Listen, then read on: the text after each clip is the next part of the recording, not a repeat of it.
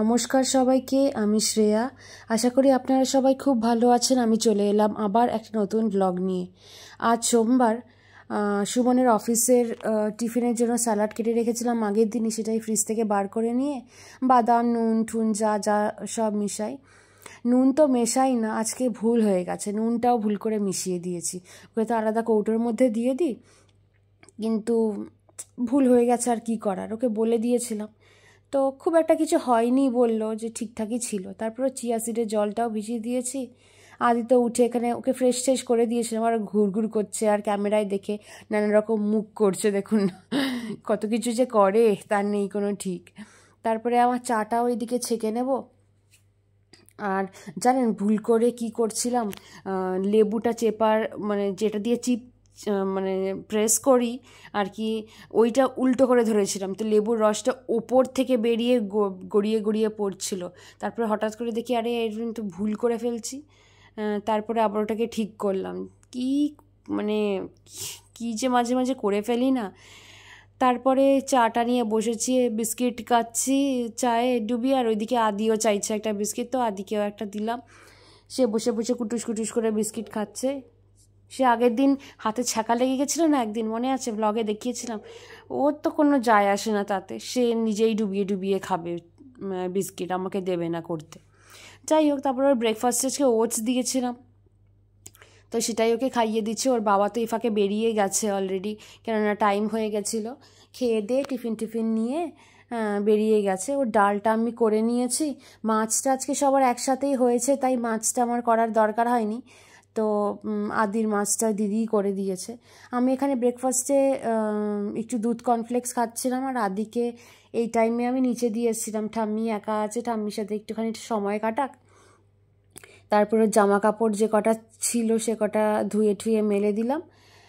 জানি না, ওই আমাদের যে কাজ মানে কি বলবো, যে ঘর ঝাড়ে মোছে যে দিদিটা আছে, সে দিদিটা না আজকে আসেনি। তাই জন্য ঘরটা ঝেড়ে মোছে পরিষ্কার করতে হলো। কেননা আমি যদি একা থাকতাম না, হয়তো ঝেড়ে রেখে দিতাম, মুছতাম না। কিন্তু যেহেতু ছেলে আছে না, বাচ্চা মানুষ নিচে বসে কি টোকায়, খেলে, কত কিছু করে, তো ওর মানে হাইজিনের একটা ব্যাপার আছে। তো তাই জন্য ভালো করে মুছে টুছে নিই, সেই দিদি যদি না আসে কোনো সময় আমি ফেলে রাখি না। যাই হোক, তারপরে এই চাদরগুলো সব কাচতে দিয়েছিলাম, এই ঘর ওই ঘর সব ঘরে, তো সেগুলোই শুকিয়ে গেছে। সেগুলো তুলে ভাঁজ টাজ করে নিচ্ছি। তো সন্ধেবেলার জন্য আর ফেলে রাখিনি, টাইম ছিল তাই ভাঁজ করে নিচ্ছি। আর কটা জামাও ছিল, সেগুলো ভাঁজ টাজ করে জায়গা মতন রেখে দেবো। আর সব কাজ শেষে আমি একটু আমপান্না শরবত বানিয়ে খেলাম। এই আমপান্না শরবতটা না এত ভালো, আমি বারবার বলছি একবার একটু কিনে আপনারা দেখবেন। ড্রুক্সের, মানে ভীষণ টেস্টি আর ভীষণ রিফ্রেশিং, সত্যি খুব ভালো লাগে। আর যারা বাড়িতে আমপান্নার শরবত নিজেরা বানায় তার তো মানে কোনো তুলনাই নেই। তারপরে ছেলেকে ওপরে নিয়ে আসলাম, স্নান টান করিয়ে দিয়েছি। আজকে তো ঝিঙে আলু দিয়ে ওর মাছ করা হয়েছিল, আর আমাদের ছিল মানে সর্ষা দিয়ে পাবদা মাছ আর আলু উচ্ছে ভাজা। সর্ষা দিয়ে তো তাই ওকে দিইনি, নাহলে এমনিতে পাবদা মাছ দেওয়া হয় ওকে, যখন সাধারণ করে ঝোল করা হয় আর কি। আমারও স্নান টান হয়ে গেছে, তো খেয়ে নিলাম আমিও। আদিকে খাইয়ে দিয়েছি, আদি ওখানে একটু টিভি দেখছে আর খেলা ঠেলা করছে, এই ফাঁকে আমিও খেয়ে নিচ্ছি। তারপরে তো ওকে ঘুম পাড়িয়ে দিয়েছিলাম, আমিও একটু রেস্ট নিয়েছিলাম। তারপরে উঠে ভাবলাম কি আগে বেডটা পরিষ্কার করে নিই, তারপরে নয় আদিকে খাওয়াবো।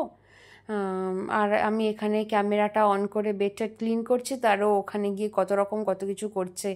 সেই ওই কোল বালিশের উপরে উঠে ঘোরার মতন খেলে, তো কত কিছু করে।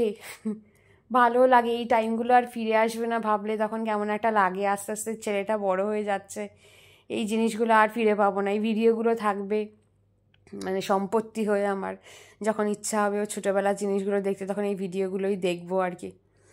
তো ভালো জামা কাপড় কটা ছিল, সেইগুলো আর কি আলমারিতে ঢুকিয়ে রাখলাম। আর ভেতরের ঘরে মানে পাশের ঘরে যে আলমারিটা আছে সেটা না রোজকার যে ইউজ করি জামা কাপড় সেইগুলো থাকে। তো পরে সেই যে ওই জামা কাপড়গুলো পরে ওখানে রেখে দেবো, বা বাদ বাকি যে জিনিসগুলো রাখার। আজকে না রাতে রাতে ডালিয়ার খিচুড়ি বানাবো, আর আদিকে খাইয়ে ওই বাসন টাসনগুলো ধোয়া বাকি ছিল, ধুয়ে দিলাম, আর এদিকে নিচে পাঠিয়ে দিয়েছে। আর ব্লগটাও এখানে শেষ করলাম, টাটা।